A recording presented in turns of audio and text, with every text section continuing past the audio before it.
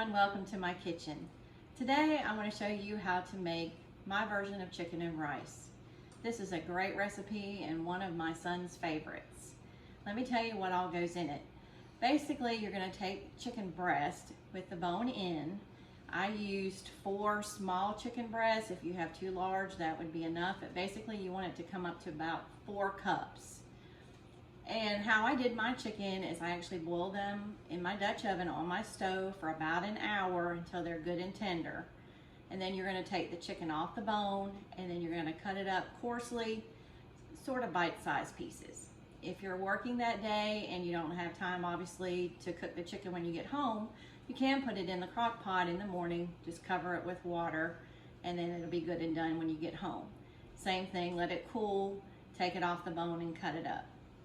Now typically I don't like to endorse specific products, but today I'm going to tell you that I do use Uncle Ben's converted rice. It's the best that I've found. I've used other rices in this recipe and it's just not as good.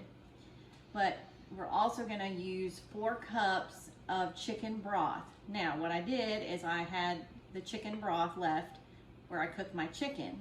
You always want to have on hand either a can or a container of chicken broth because you're going to have to add a little bit to your broth to cook this dish. So next I'm going to show you how we put it all together. Alright everyone, we're at the stove now and we've got our 4 cups of chicken broth. As you see, we're bringing it to a boil. Once it's at a full boil, we want to add in our rice and we're going to then decrease it to a low and cook this rice for 20 minutes.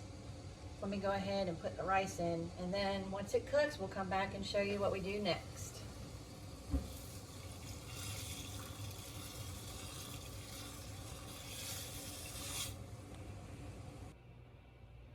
All right, everyone, let's just check on our rice. It should be done.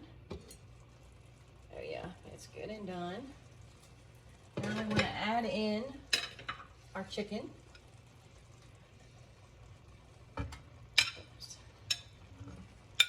I'm going to stir that in.